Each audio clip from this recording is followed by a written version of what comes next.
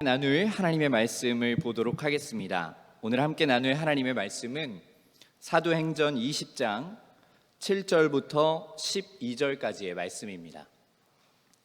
사도행전 20장 7절부터 12절까지의 말씀입니다.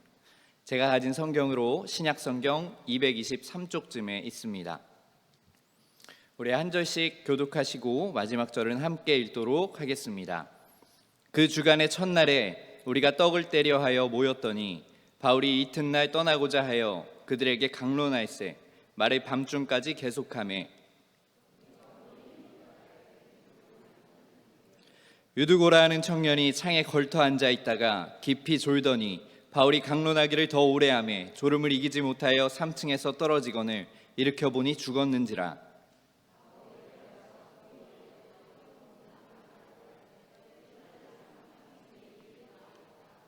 올라가 떡을 떼어 먹고 오랫동안 곧 날이 새기까지 이야기하고 떠나니라. 함께 읽겠습니다. 사람들이 살아난 청년을 데리고 가서 적지 않게 위로를 받았더라. 아멘. 우리 옆에 계신 분들과 인사해 보겠습니다. 환영하고 축복합니다. 은혜 받는 시간 되기를 기도합니다.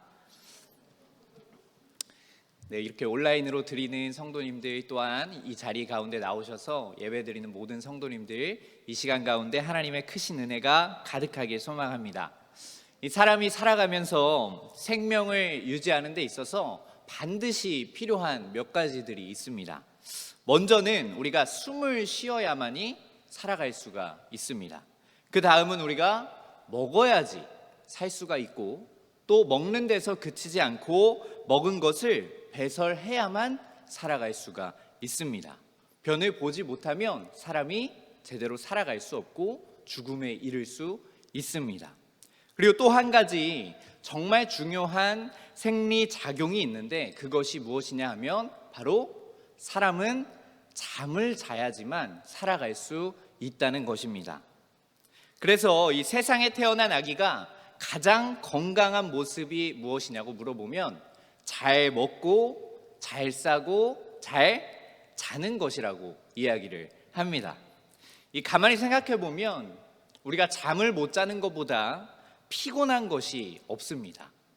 우리들의 흔한 생각 중에 하나가 가끔은 내가 잠을 줄이고 무언가를 더 할 수 있지 않을까, 잠자는 시간을 계속해서 줄여 나가서 내가 다른 것을 더 많이 할 수 있지 않을까 하는 생각을 가지고는 하는데, 전문가들은 이것만큼 어리석은 행동이 없다고 합니다.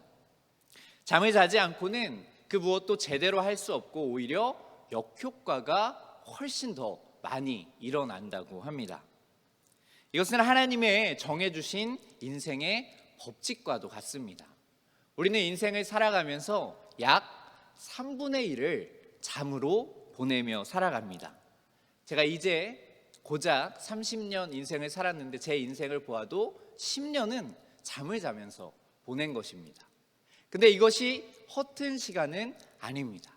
아까운 시간이 아닌 게 이 10년의 잠이 있었기 때문에 20년의 세월을 견디며 버티며 살아갈 수 있었던 것입니다. 그래서 이 정상적인 수면 활동은 하나님의 복입니다. 이 미국에 있는 시카고 대학교에서는 한 가지 실험을 했다고 합니다. 그 실험이 뭐냐 하면 이 실험용 쥐에게 잠을 재우지 않는 실험을 진행을 해보았다고 합니다.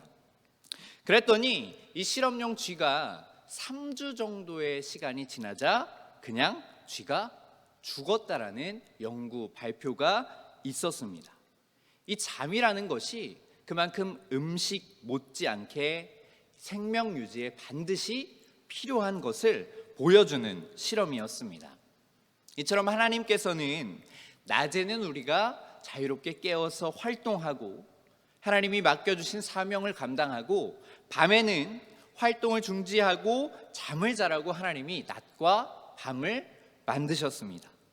이것이 하나님이 만드신 창조 질서이고, 인간은 이 창조 질서에 따라서 살아갈 때 인간다운 삶을 살아갈 수 있는 것입니다. 이처럼 때에 맞는 잠은 인간에게 있어서 정말 중요하다고 이야기할 수가 있습니다. 그런데 오늘 본문 말씀에 보면 이 중요한 잠 때문에 엄청난 사건을 경험하는 한 청년이 등장을 합니다. 그 청년의 이름이 뭐냐면 바로 유드고라는 청년인데, 그 사건의 배경을 잠깐 살펴보면 이렇습니다. 이 예수님의 부활하심과 그리스도 되심을 전하는 이 그리스도인들을 붙잡았던 이 바울이 다메섹 길 위에서 예수님을 완전히 경험을 하게 됩니다. 그리고 그의 인생이 우리가 잘 알고 있듯이 완전히 뒤바뀌게 됩니다. 그리고 나서 바울은 예수 믿는 사람을 붙잡는 사람에서 예수님을 전하는 사람이 되어서 많은 사람에게 복음을 널리 알리는 사람이 됩니다. 그렇게 바울은 이 복음을 전해야 한다는 뚜렷한 사명을 가지고 이곳을 가고 저곳을 가고 여기저기를 돌아다니며 복음을 전하게 되는데, 오늘 본문 말씀은 바울이 그렇게 1, 2차 전도 여행을 마치고 3차 전도 여행을 하던 중 이 드로아라는 곳에 머무를 때 일어난 사건입니다. 그 당시 상황을 보여주는 오늘 함께 읽은 본문 말씀 7절의 말씀을 다시 보면 이렇게 기록을 하고 있습니다. 본문 말씀 7절에 보면 제가 읽어드리겠습니다. 그 주간의 첫날에 우리가 떡을 떼려 하여 모였더니 바울이 이튿날 떠나고자 하여 그들에게 강론할세 말을 밤중까지 계속하매. 이 말씀 후반부에 지금 우리가 보니까 드로아에 있던 바울이 이튿날 떠나고자 하여 다음날 그곳에서 떠나야 하는 상황이었습니다.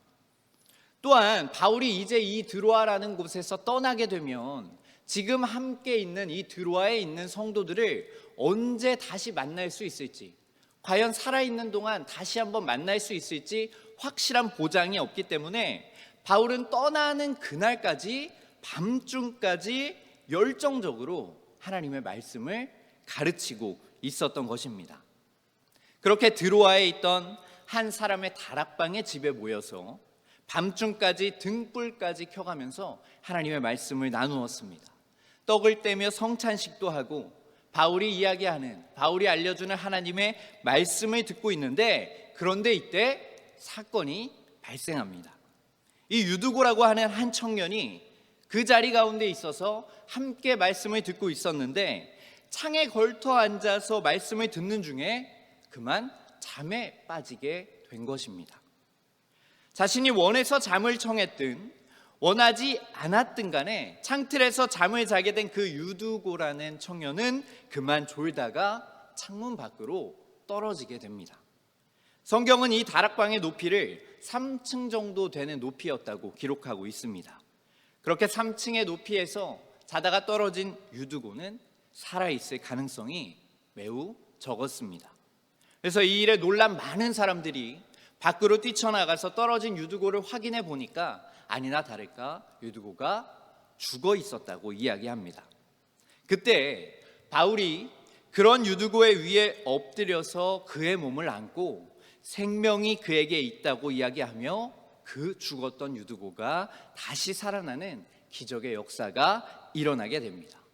그리고 이 죽었던 유두고는 다시 생명을 얻고 그 다락방으로 다시 올라가서 함께 다시 떡을 떼며 하나님의 이야기, 하나님의 말씀을 나누었다는 그 내용이 오늘 본문 말씀에 기록된 내용입니다.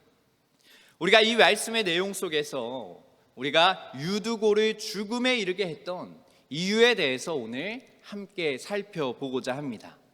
이 유두고가 죽음에 이를 수밖에 없었던 그 이유에 대해서 성경은 오늘 본문 말씀 9절에 기록하고 있는데 9절 말씀을 함께 다시 한번 읽어보도록 하겠습니다. 9절 말씀 함께 읽겠습니다. 시작. 유두고라 하는 청년이 창에 걸터 앉아 있다가 깊이 졸더니 바울이 강론하기를 더 오래하며 졸음을 이기지 못하여 3층에서 떨어지거늘 일으켜보니 죽었는지라.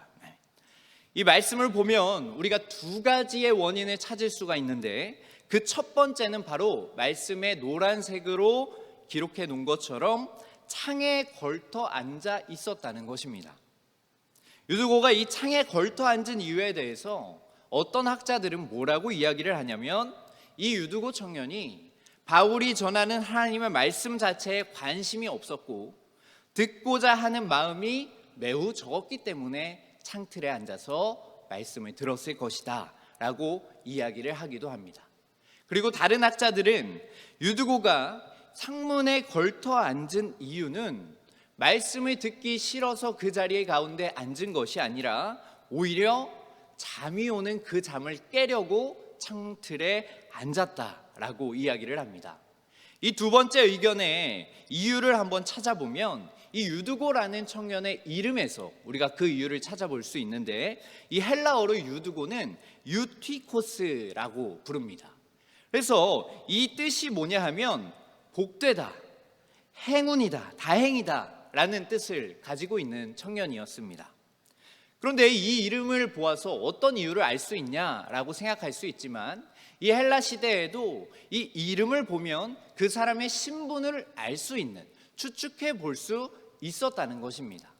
그런데 이 유티코스라는 이름은 어떠한 사람들이 많이 가지고 있었던 이름이냐 하면 노예나 혹은 종들이 가지고 있었던 이름이라고 합니다. 마치 우리나라의 옛날에 이 노비들을 돌쇠라고 불렀던 것처럼 그와 마찬가지로 아주 흔한 이름이 바로 유티코스라는 이름이었다는 것입니다.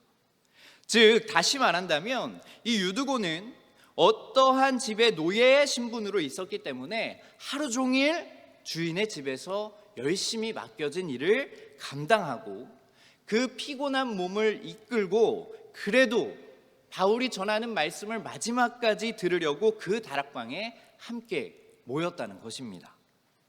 그런데 그 다락방의 상황이 사람도 매우 많았고 밤중이라서 잘 보이게 하기 위해서 등불도 많이 켜져 있었고, 그리고 빵을 떼는 성찬식까지 진행했기 때문에 이 피곤했을 유두고는 배도 어느 정도 부르고 따뜻하기도 하고 산소도 적어지는 이 상황에서 유두고는 매우 피곤해서 졸음이 왔을 것이라고 이야기합니다.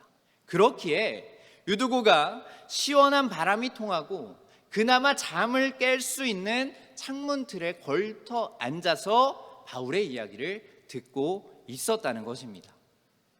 이처럼 유두고가 창문에 걸터 앉은 이유는 바울의 말씀에 실제로 관심이 적었을 수도 있고, 그와 반대로 말씀을 오히려 더 잘 듣기 위해서, 잠을 깨기 위해서 창문에 걸터 앉았을 수도 있지만, 중요한 사실은 무엇이냐 하면 이유가 어떻든 이 창에 걸터 앉은 행위가 결국은 유두고를 죽음으로 몰고 간 행위가 되었다는 것입니다. 여기서 우리는 창의 의미가 참 중요하게 살펴보아야 하는데, 이 창이라는 것은 창 안과 창 밖을 나누어주는 기준이 되는 것입니다. 유두고가 있는 곳에서의 창 안은 무엇이냐 하면 하나님의 말씀이 운행되어지고 있는 공간입니다.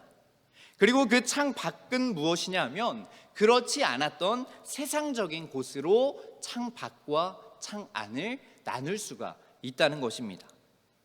다시 말해서 유두고는 말씀이 지루해서 듣기 싫었든 말씀을 잘 들으려고 그랬든 반은 하나님의 말씀이 있는 곳에 있었고 반은 세상적인 곳에 걸터 앉아 있었다는 것입니다. 그리고 그것은 유두고가 죽게 되는 중요한 이유 중에 하나가 되었던 것입니다. 이처럼 세상과 하나님을 적당히 저울질해서 내 입맛대로만 살아가는 것은 결국은 나를 죽음으로 몰고 가는 큰 이유가 될 수 있습니다.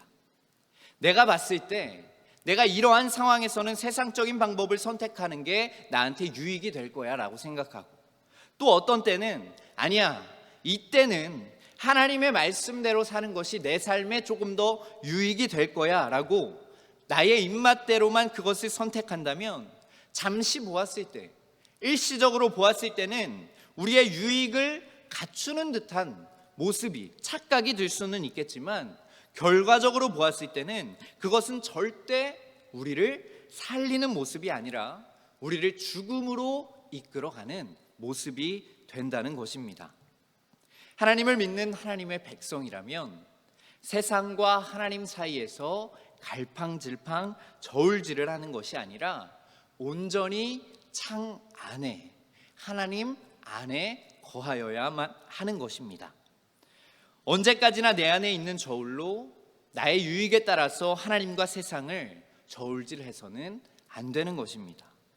오늘 이 시간 내 안에 있는 세상과 하나님을 저울질하는 그것을 완전히 버리고 함께 예배드리는 모든 성도님들이 온전히 창 안에 있는 하나님의 말씀이 운행하는 하나님께로만 속한 자가 되시기를 간절히 소망합니다. 그렇게 하나님에게 온전히 속해야만 짧게 보았을 때 나에게 유익이 아니고 그래도 하나님의 말씀을 나의 삶에 적용해 보며 살아갈 수 있는 것이고 그래야만이 인간의 생각으로 풀어나갈 수 없는 그러한 문제들이 하나님의 방법으로 풀리는 역사들을 경험할 수 있는 것입니다. 요한복음 8장 47절의 말씀에는 이렇게 기록이 되어 있습니다. 제가 읽어드리도록 하겠습니다. 하나님께 속한 자는 하나님의 말씀을 듣나니 너희가 듣지 아니함은 하나님께 속하지 아니하였음이로다. 아멘. 이 말씀과 같이 우리는 하나님께 속해서 하나님의 말씀으로 살아가야만 합니다. 그럴 때 우리는 일시적으로 나에게 손해인 것처럼 비추어지지만 결과적으로 보았을 때는 분명히 하나님이 인도해 주시는 그 역사를 보게 될 줄로 믿습니다. 그렇다면 유두고를 죽음으로 몰고 간 두 번째 이유는 과연 무엇이었을까요? 본문 말씀 9절의 말씀을 다시 살펴보면 이렇게 기록되어 있습니다. 유두고라 하는 청년이 창에 걸터 앉아 있다가 깊이 졸더니 바울이 강론하기를 더 오래하며 졸음을 이기지 못하여 3층에서 떨어지거늘 일으켜보니 죽었는지라. 바로 두 번째 이유에 대해서 뭐라고 이야기하고 있냐면 저기 노란색으로 칠한 글자와 같이 졸음을 이기지 못해서 잠들어서 그가 죽음에 이르렀다는 것입니다. 잠에 빠진 것은 어떤 것을 의미합니까? 바로 영적으로 우리가 잠들어 있는 상태를 의미합니다. 유두고는 바울이 전하는 말씀이 관심이 없어서 그냥 잠든 것일 수도 있고 아니면 자신이 감당해야 하는 일들을 모두 마치고 말씀을 듣고 싶었지만 너무 피곤한 나머지 잠이 든 것일 수도 있습니다. 하지만 분명한 것은 그때에 잠에 들었던 이 유두고가 위험한 상황을 대처하지 못하고 갑작스럽게 자신에게 일어난 일을 대처하지 못하고 그냥 그 자리에서 떨어져 버릴 수밖에 없었다는 것입니다. 유두고가 만약 잠들지 않았다면 설령 중심을 잃을 뻔해서 휘청거릴 수는 있었겠지만 그 상황에 대처할 수 있었을 것입니다. 하지만 유두고는 잠들어 있었기 때문에 이 갑작스럽게 찾아왔던 그 위기의 상황에 대처하지 못하고 그만 3층에서 떨어져서 사고가 나고 맙니다.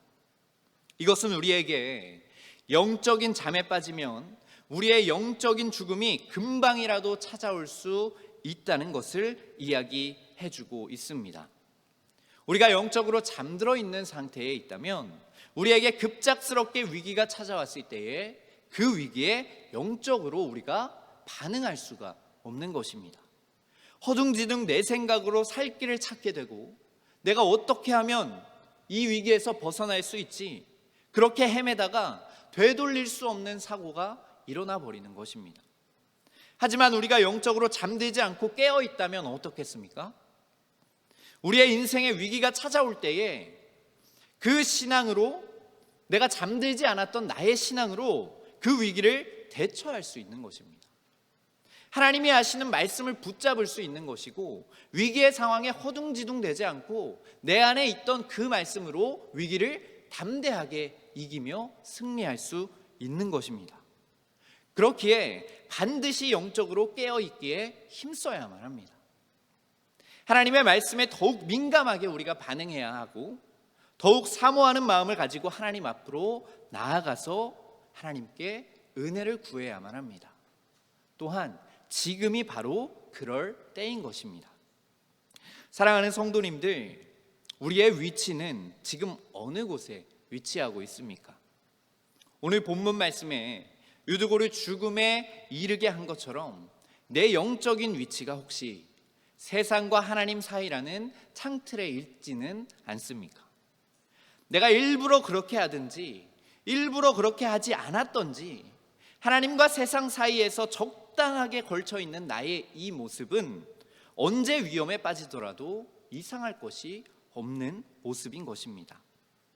내가 이 정도면 하나님의 말씀을 지키고 산 거지, 내가 여기까지는 하나님의 말씀으로 한번 해봐야지 하는 그러한 생각들은 결국 내가 하나님과 세상을 저울질하고 있다는 증거가 되는 것입니다. 하나님의 말씀 가운데 확실하게 거하고 있는 사람이라면 이 정도면 이라는 단어는 머릿속에 떠오르지 않는 것입니다. 여기까지는 하나님의 말씀으로 살아야지, 이러한 생각 또한 떠오르지 않는 것입니다. 온전히 하나님의 말씀 가운데 거한다면 애초에 어떠한 것을 저울질하고 무엇을 내가 선택해야 내가 이 위기에서 살아갈 수 있는가라는 고민이 없습니다. 그저 당연하게 하나님의 말씀을 따라가는 것입니다. 또한 우리가 나의 영적인 상태가 금방 떨어져서 사고가 날 이 유두고처럼 잠들어 있는 모습이 아닌지 점검하고 확인해 봐야만 합니다. 만약 우리의 영적인 상태가 이 유두고처럼 잠들어 있는 상태라면 우리의 영혼을 흔들어서, 영적인 나의 상태를 흔들어서 반드시 깨워야만 합니다. 찬양으로 흔들고 말씀으로 흔들고 안 되면 옆에 있는 신앙의 동역자들이 흔들어서라도 신앙으로 잠들어 있는 모습이 발견되면 반드시 그것을 깨워주어야 하는 것입니다. 그래야만이 더 큰 위험이 찾아오기 전에 갑작스럽게 우리에게 위기가 찾아올 때에 그 사람을 살릴 수 있는 것입니다. 믿음으로 우리가 그 위기를 극복할 수 있는 것입니다.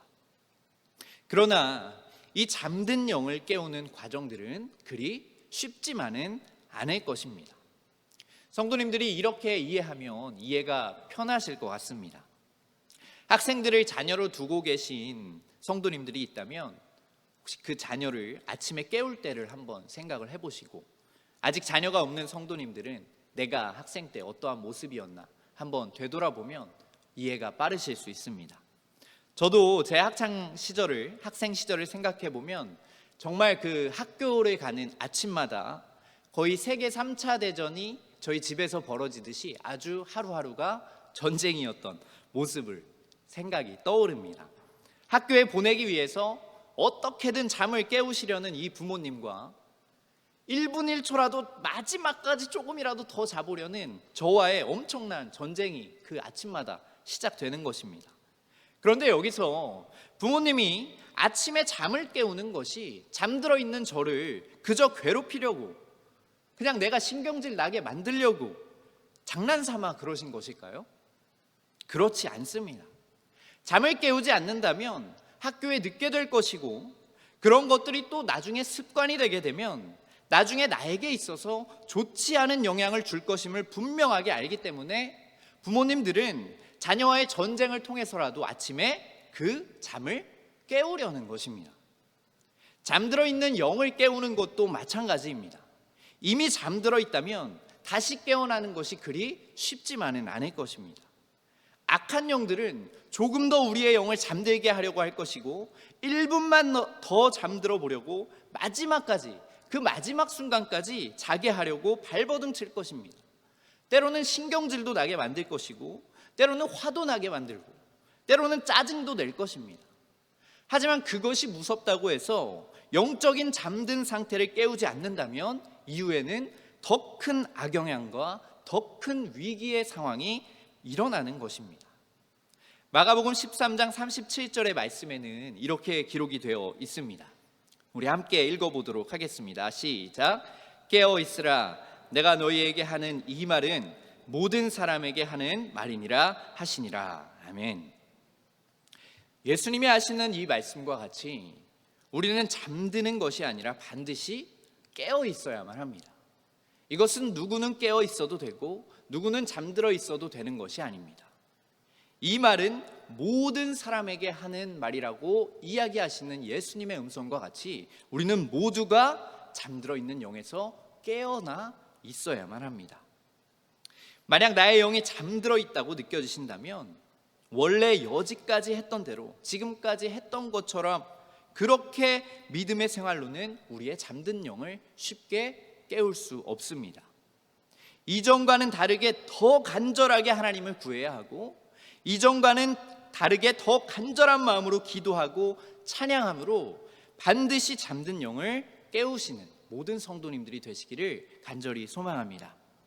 오늘 함께 예배드리는 모든 성도님들 가운데 혹시 나의 영의 위치가 이렇게 세상과 하나님 사이에서 저울질을 하고 살아가고 있었던 창가에 계신 성도님들이 있다면 이제는 그 저울을 그만 내 안에서 버리고 올라가 있던 창가에서 내려와서 하나님의 품 안에 온전히 거하시길 소망합니다.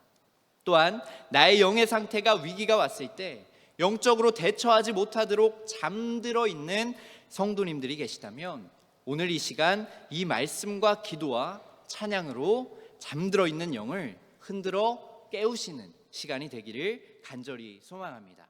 우리 함께